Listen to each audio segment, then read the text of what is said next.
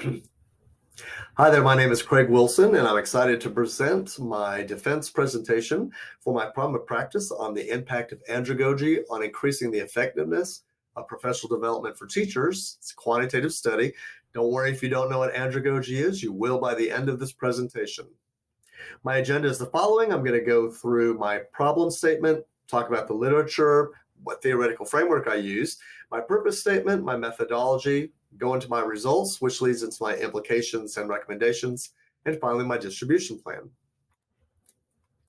So my problem statement is the following. Professional development for classroom teachers fails to make a significant change in the instructional practice or student achievement.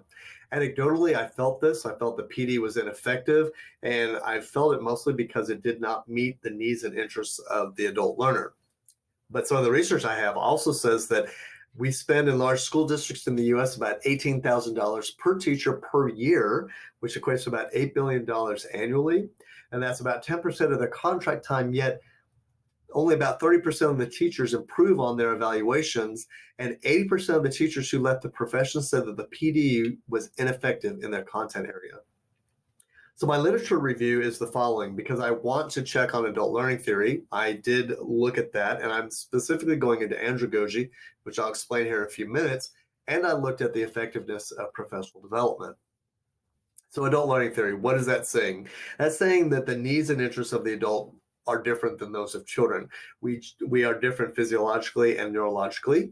Adults want control over the decisions and what they learn. They want to be more responsible for constructing meaning. Certain critical events that happen in adults' lives can cause reflection, action, and change in their self-concept. They want to know the reason why they're learning, and they desire learning that is practical, something they can immediately use, and they're more intrinsically motivated. So what are the characteristics of professional development, effective PD? It's well-designed, planned with intended outcomes. The learner and the instructor work collectively to decide on PD needs, processes, and outcomes. It's appropriate to the teacher's content area. That I found throughout my research was very impactful. It considers the teacher's experience levels and their readiness to learn. It's active and engaging, collaborative and reflecting. It has follow-up and follow-through, and the learner is supported through the change. So I chose the idea of andragogy as my theoretical framework. This was proposed by Malcolm Knowles and his associates. And the reason I chose this is it takes those needs and those interests of the adults, which are the assumptions here, and it changes it or puts it into a conceptual framework. In other words, the instructional design. How are you going to design learning based around the needs and interests of the adults? So you can see here that Knowles posits that there are 6 different assumptions of the adult learner. They need to know why they're learning. They have, they're self-directed, and they have a certain developmental self-concept. They have prior experiences that they want to have honored. They need to have learning happening at their readiness level. They want it to be practical and applicable, which is that orientation. And finally, they want to be intrinsically motivated. Take those 6 concepts, change them into 8 instructional design elements, and they show up here on the screen. So my purpose statement is the following. This quantitative study aims to test the effectiveness of including those andragogical principles and design elements in professional development. So in other words, if we set up professional development for the adult through andragogy, instead of teaching them like we teach children, is there a difference? And I believe that there would be. In my methodology, I have 6 research questions. They look a little daunting. They're not. Don't worry about it. I'll show you here in just a second. So I took a control group and I took a treatment group, and I was looking to see if there was the way they perceived professional development was different between the 2 groups based on those andragogical principles, or if we enhanced and made sure that we met the needs and interests of the adults, is there a difference between the control and the treatment group? If we instructionally designed the professional development based on their needs and interests through those design elements, is there a difference between the perceptions and the control and the treatment group? And finally, overall, is there a difference? Then what I did is I took the treatment group only because I wanted to find out certain things. So I wanted to parse out with that treatment group only of those 8 instructional design elements, were there certain ones that could predict the learner's preference for that professional development? I also wanted to look at the different age bands and the different years of experience of the people in that treatment group and see, is there a certain age group or certain group of experience that showed a difference in andragogy. So I determined that because of those research questions, this was going to be best served by a quasi-experimental design. So next I had to choose my site and my participants. This was a convenient sampling. I took the opportunity of a professional development convention style day that was going to be happening in our school district. It was set up for 6-hour-long sessions throughout the day with 5 to 6 choices in each one of those sessions. What we did was we sprinkled in certain professional developments that were intentionally created with the adult learner in mind, and those were in my treatment group. So we did this in a Central Texas public school district. It was very representative of the state of Texas in general.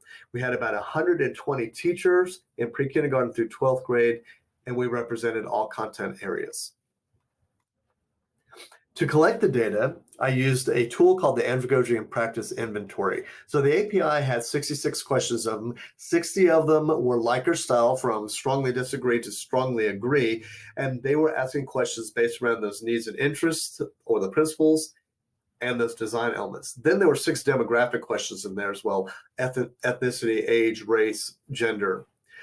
I took that data and I put it into an online survey, and I asked the participants to fill out one survey for each one of those different courses that they attended.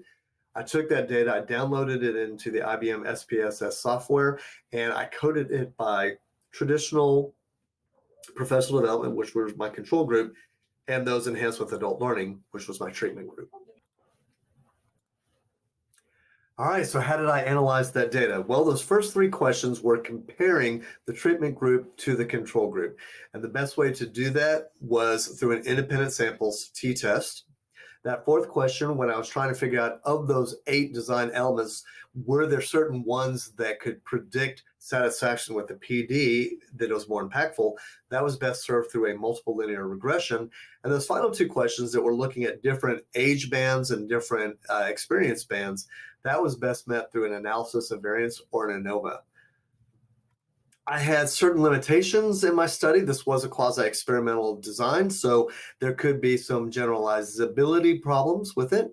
I was both the researcher and an instructor in the course, so I could have introduced some bias that way. The participants got to self-report, again, some bias that way. It was a convenience sampling for both the site and the participants, and some of my parametrics tests didn't perfectly meet all the assumptions. My delimiters, or the choices that I made, was, again, I chose this convention style because I could get a lot of data at one time, and it was very representative of a large group of people. I chose that adult learning theory because of the conceptual framework it had, and some of those demographic factors that were included in there as well, because you could consider those when you were designing professional development. So now the fun part: what were the results? All right, so on that first question, when I was looking at the assumptions of the learner, or the the needs and interests of the learner, look here. Of the 6 needs and interests of the learner, every single time the treatment group found it more impactful when we included those 6 assumptions or principles for the adult learner, every single time. This goes back to what the research was telling me as well. Well, obviously this is Noel's work, so he's researched it a lot. But also when you look at people like Towle and Hemstra and Brockett, who study self-directed learner, they say those people who can direct their learning and have control over it would be more satisfied with it. It shows up here as well in my research. So let's look at the instructional design elements. So the way it was actually created. Again, every single time the treatment group marked their professional development as more impactful, and they perceived it as more beneficial in every single one of those 8 elements. And so then there's an overall graph there on your right-hand side as well.